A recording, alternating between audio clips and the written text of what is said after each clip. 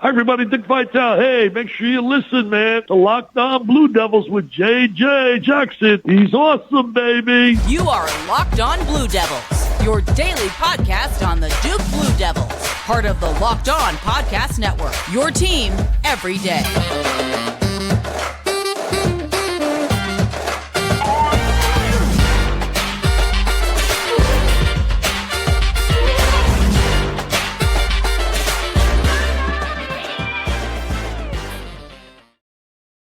Hello, everybody, and welcome into another episode of the Locked On Blue Devils podcast. My name is JJ Jackson. It's great to have you here with us today on Friday, December 23rd, 2022, counting down the days left in the calendar year 2022, and we've got a fun show planned for you today. Here on Locked On Blue Devils is our good pal Conor O'Neill from Devils Illustrated will stop by to talk about the state of the Duke basketball program and look ahead to that football bowl game coming up for Mike Elko and company.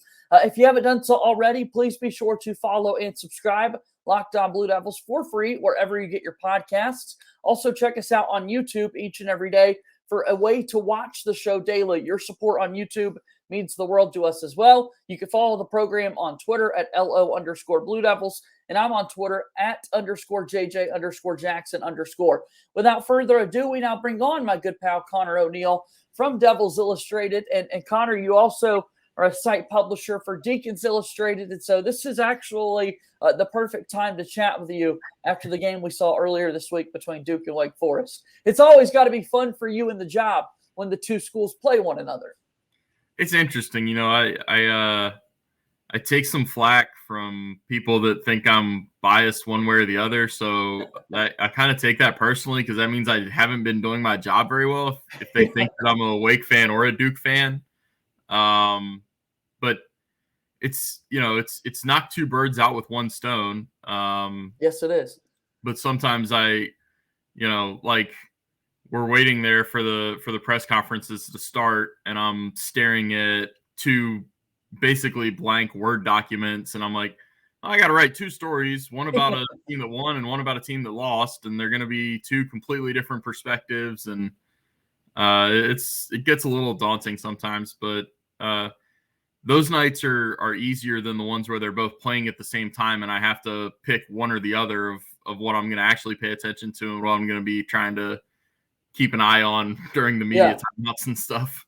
I reckon there's a point to that. Yeah, it's just one game that you've got to focus on. It's just the different perspective that kind of goes into it. So earlier this week, we know Duke loses by a score of 81-70 against Wake Forest. It was Duke's first ACC loss of the season. What were you expecting from the Duke perspective going into that game?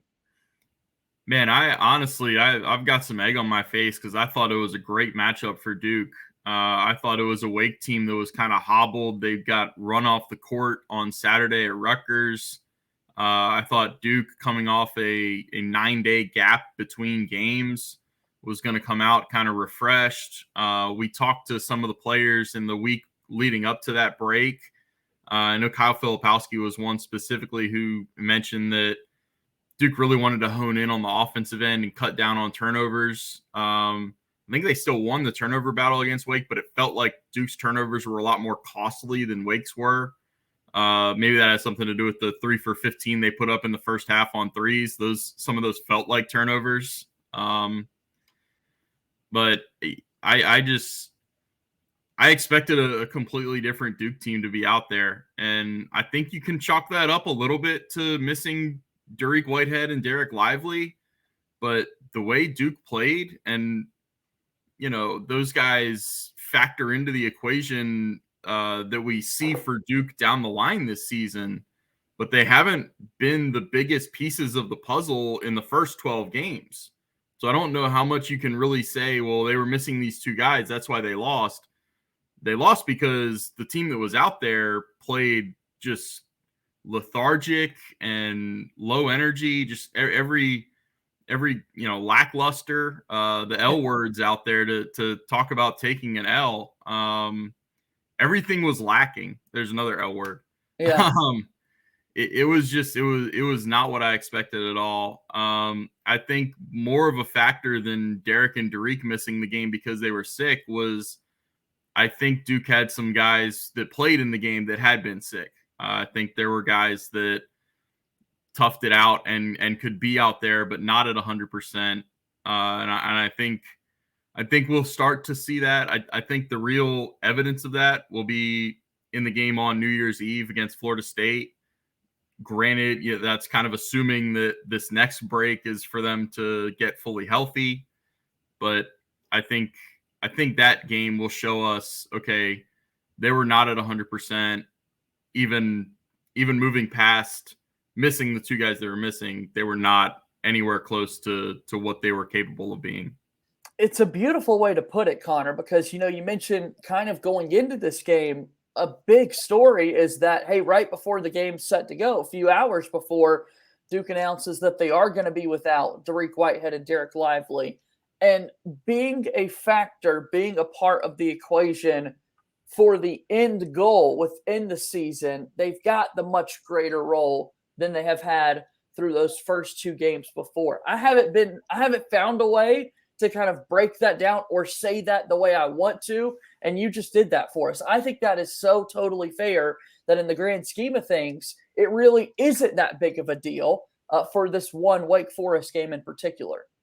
Yeah, I mean, they beat Ohio State with I can't remember specific lines, but it didn't feel like either one of them really played that big of a factor in beating Ohio State. They beat a Xavier team out in Portland without either one really playing that huge of a role.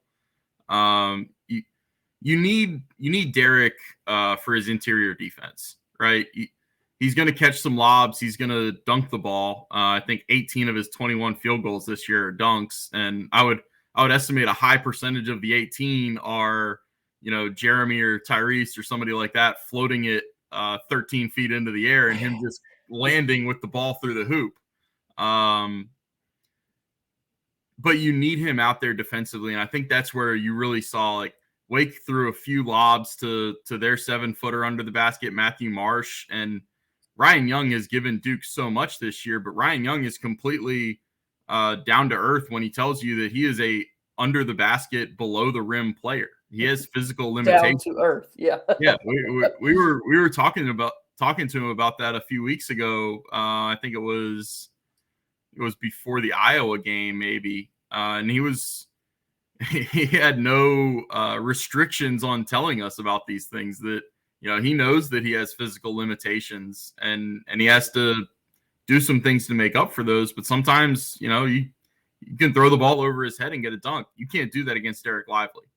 And then when guards drive to the free throw line and are able to kind of, he used the word after Tuesday night's game, he used the word maneuver. When guards and other teams' wings can get to Duke's free throw line and maneuver in there, it's a little different when it's him in there opposed to Derek. And Derek's shot blocking, it's not, you hear every coach say it, but you hear every coach say it because it's true. It's not just the shot blocking, it's the altering of shots. It's, guys that have to all of a sudden put a little extra on shots and they wind up going long and that kind of thing because they see this 7'1" gangly figure in front of them that has such a knack for timing up jumps and being able to block the shots. Changes everything, changes the defensive equation, and we saw that certainly for Duke against a Wake Forest team that's got a lot of size to combat what Duke has athletically and that sort of thing. Let's keep talking about this and Duke's upcoming game against Florida State, as you mentioned, after we take our first time out here on today's episode of Locked On Blue Devils. Locked On Blue Devils is brought to you and paid for today by NHTSA. Did you know that driving under the influence of marijuana is illegal? That's right. Driving high could get you a DUI. And if you're wondering if law enforcement can tell when you're driving high, well, everyone else in your life can. Your friends can tell, your coworkers can tell, even your parents can tell. So what makes you think law enforcement can't tell? Well, they can. If you feel different, you drive different. Drive high, get a DUI. Paid for by the National Traffic Safety Administration. Moving forward here on today's episode of Locked On Blue Devils, I'm JJ Jackson alongside my buddy Conor O'Neill from Devils Illustrated. We're talking about the Duke men's basketball game against Wake Forest from earlier in the week. A bright spot for Duke in this one was the performance of Jalen Blakes. I don't know that anyone had it on the Duke basketball bingo card that he would be the leading scorer for the Blue Devils and setting the career high on that like he did. Man, if they can get that kind of game from Jalen Blakes, I think they take it 10 times out of 10. Sure. He really looked like at times he was playing at a different level than everybody else. And that kind of goes along with me saying that I think some guys were under the weather still. John, I asked John about it after the first game of the year, I think it was, or maybe even the exhibition.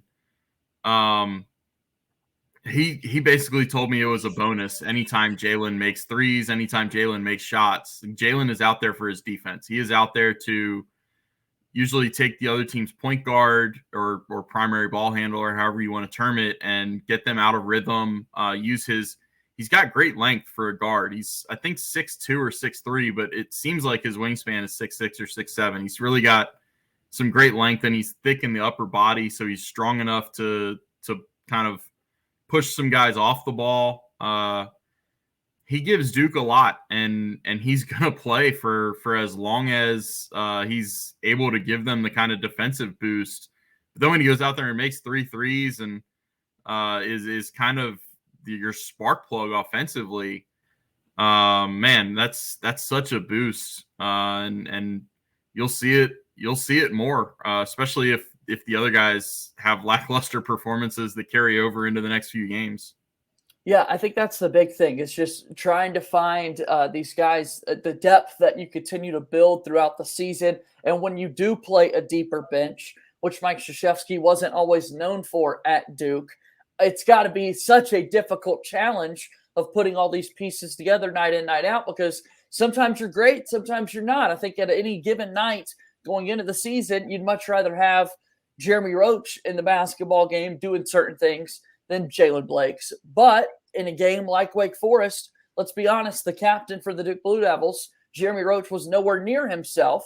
Kyle Filipowski, another Duke player that just wasn't the player that we've seen him so far this season. So you could put all of that together. You mentioned the layoff. You mentioned some guys could have possibly been sick and leading into this, and now you're without Dariq Whitehead and Derek Lively II. You just put it all together, and it's not the best formula for a team that's trying to go out and win a basketball game, a conference game. And by the way, something we have yet to mention yet, Connor, the first true road game of the season for Duke. This young group with so many newcomers hadn't played in someone's arena yet before.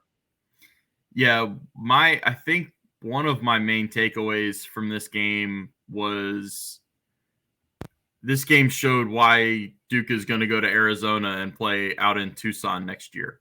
I think John Shire would never admit it publicly, but I think he knows that it's kind of a hypothesis of mine. Maybe I'm using a little confirmation bias here, but I felt like it penalizes Duke for not playing a road game in the non-conference in the first month or month and a half of the season. And I think that showed last year at Ohio State when they lost. I think that showed this year when they lost at Wake Forest. When you have not only a young team, but a team with some transfers that haven't played together, communication gets so much tougher when you're in that first road game. The neutral site games, like those are challenging in and of themselves, but it's not like it's hard to communicate when it's a neutral court game. And when you're playing a neutral court game in Portland in front of a few thousand fans, when you're playing a neutral court in the Garden where it's going to be mostly Duke fans or mostly Duke fans for your game, and then the other games fans are in there too. Yeah, it's just a different animal when you're actually in a road environment and it's hostile environment and there's actually crowd noise against you. And so like I think it's penalized Duke that they don't play road games. I think they're trying to change that. I think John knows that and is trying and is making a concerted effort. I mean, we had the Arizona series, the home and home come out. News came out about that months ago, if I'm not mistaken. So yeah, it's something that's always kind of amused me. Like visiting fans always harp on, oh, well, Duke has this great advantage because they don't play true road games. They don't go on the road and play anybody. And I'm like, if you guys are fans of visiting teams, you don't like Duke. Why are you mad that Duke doesn't play road games? Because it's a disadvantage when Duke actually comes and plays at your place. Like it's, you get what I'm saying? Like it just, I think it puts Duke behind the 8 ball a little bit when they get into the first road game or two. And I think that's what you saw play out in part at Wake.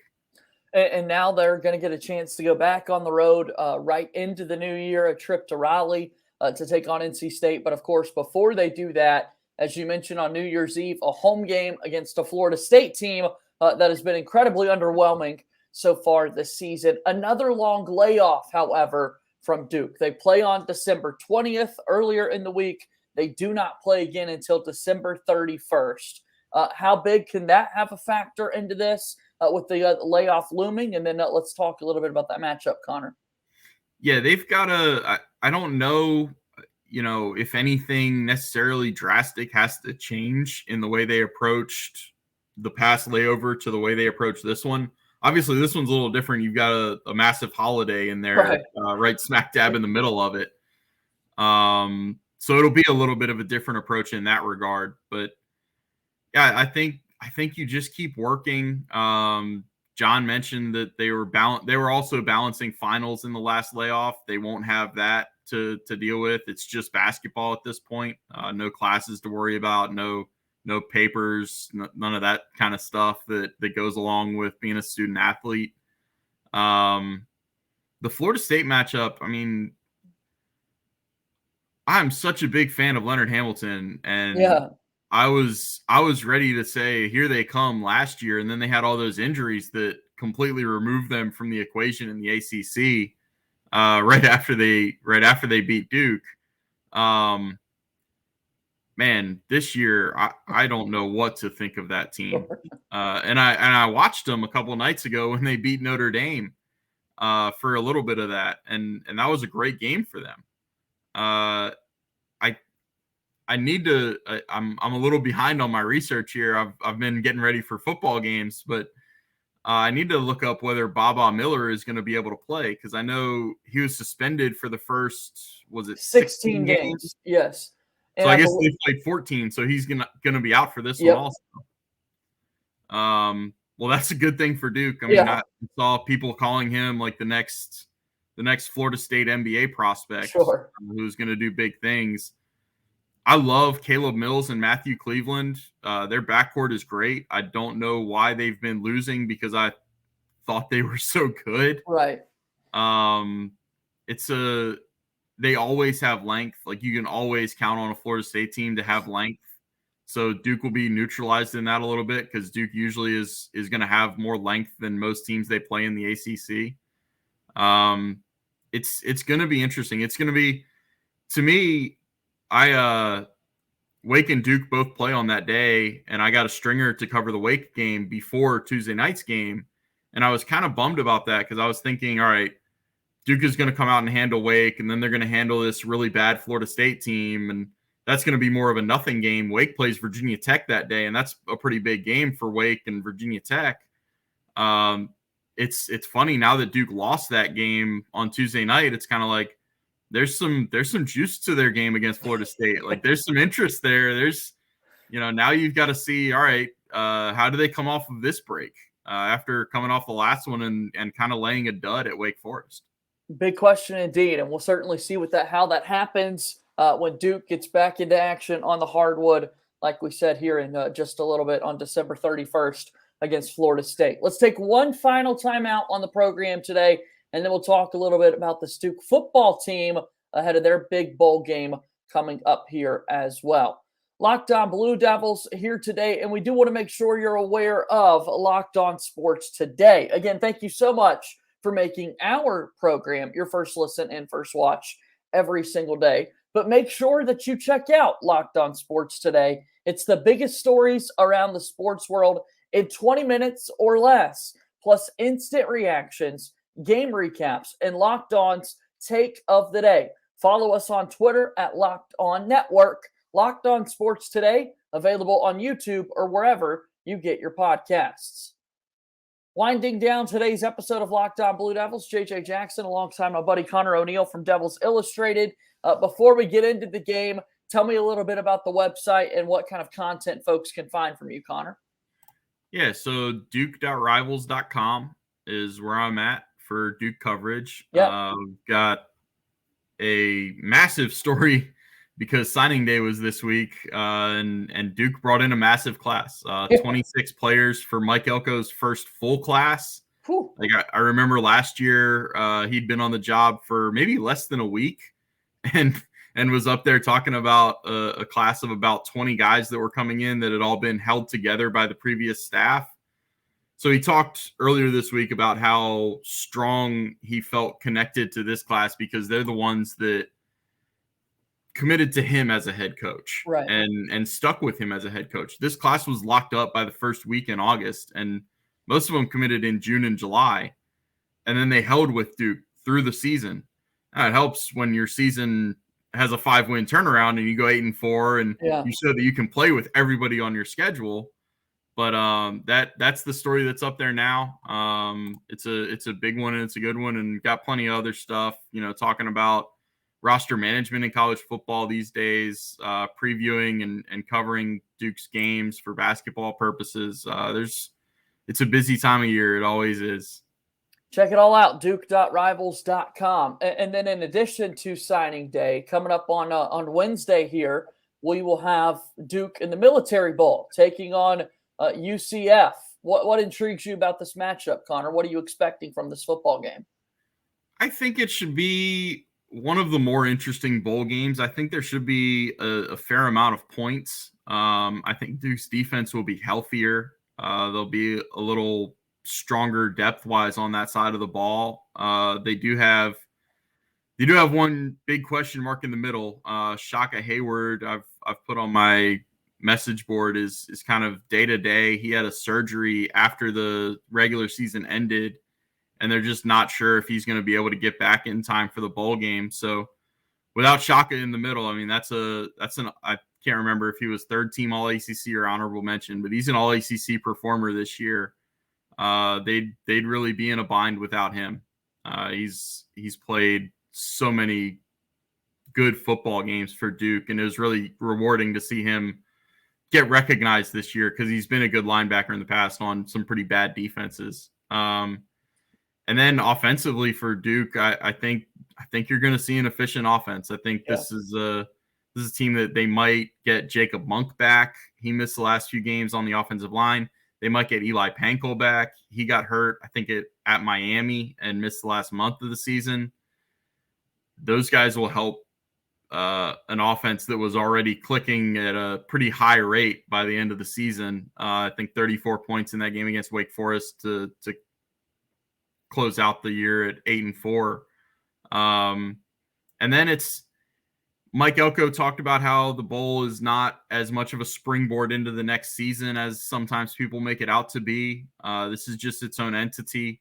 It's the last time that Duke's 2022 team is going to be together. Right. They're gonna all go home from the bowl game, and when they come back, it'll be the 2023 football season. They'll be getting ready for preseason workouts and pre-spring stuff, and then spring ball. So it's one last, hurrah, if you will, for this team to go out on the right note, and one last time for this team to play with some of the guys that'll be moving on. And we'll know more about who those guys are after this game. We know a few already. Some of the offensive linemen like Chase Lytle and Andre Harris, who just came in for 1 year and made such large impacts, really played a role in how good Duke's offensive line played. So, yeah, bowls are fun. You can't put too much stock into them. They're just kind of these exhibition games after teams have off for 3 or 4 weeks, but it should be a good game. Yeah, you take a look at these bowl games, and what's so interesting is, the transfer portal is going crazy for so many of these teams right now. Same for the coaching carousel, off and running as well. And for Duke football, it appears as though a lot of things are staying relatively the same against a UCF team whose offensive coordinator in Chip Lindsey is going to go be the next offensive coordinator at UNC. And then earlier in the week, we learned that their defensive coordinator at UCF, Travis Williams, is heading to take on the Arkansas defensive coordinator job. So Gus Malzahn there in Orlando is going to be without his two coordinators that he had throughout the season. And his quarterback, John Rice Plumlee, clearly was not that healthy towards the end of the year and kind of gutted it out the whole way through the remainder of the season. So it's so strange because it is the same season, but it's been so long since these teams have been on the field playing together that even some of the coaches aren't there, and certainly some players have left the program as well to go ahead and enter the transfer portal.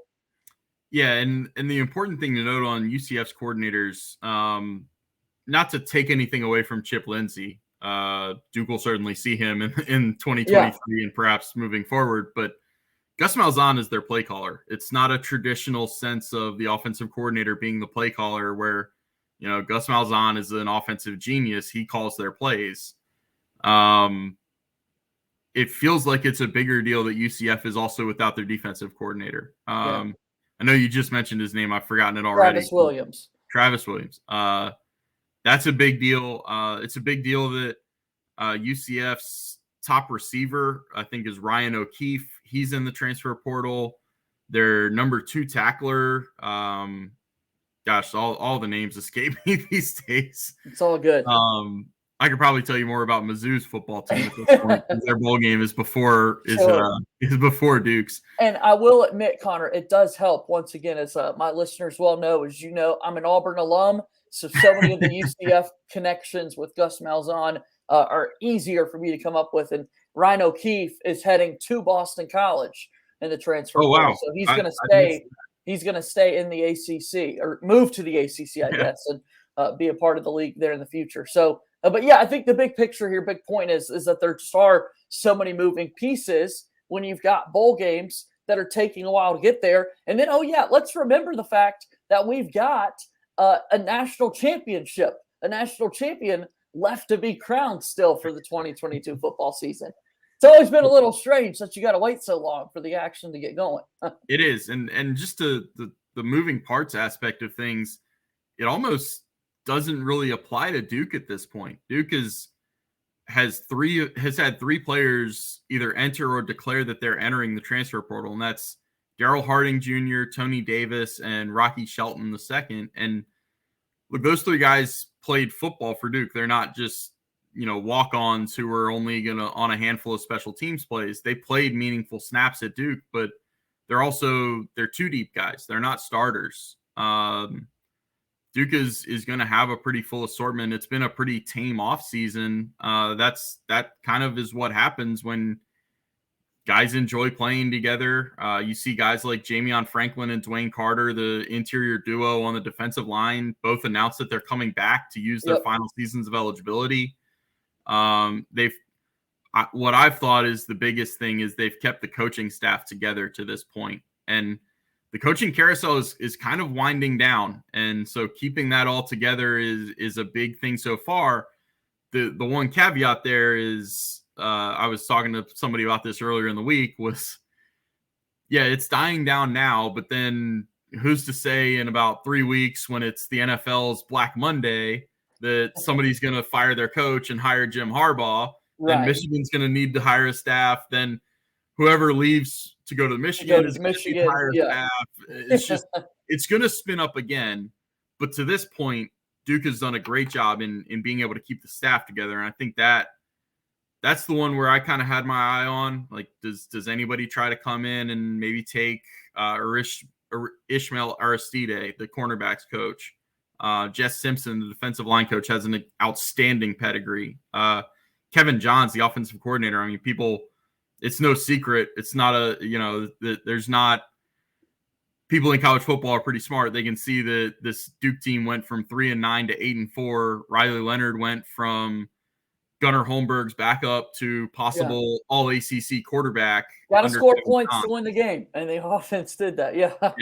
Yeah. So keeping that staff together has been critical and will be critical moving forward in what should be a little bit more of the carousel spins. Yeah, Wednesday, December 28th, the Military Bowl there from Annapolis, Maryland, Duke and UCF Conor, as always, I appreciate you taking some time to join me here on the podcast. Want to wish you and your family a very Merry Christmas and Happy Holidays. And thanks again for being on the podcast today. Really do appreciate it.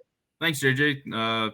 Thanks for having me. Thanks for the well wishes, and I wish you the same. Merry Thank you Christmas. so much. Merry Christmas. That's our pal, Conor O'Neill from Devils Illustrated. Again, duke.rivals.com. Go get a subscription. Support the work that's being done there from Conor O'Neill. Excellent coverage of Duke University athletics. That's going to do it for today's episode of Locked On Blue Devils. Thank you for your support, as always, here on the program. And Merry Christmas to you and your family as well. That'll do it for today's program. We'll talk to you soon. My name is JJ Jackson. Thank you and good day.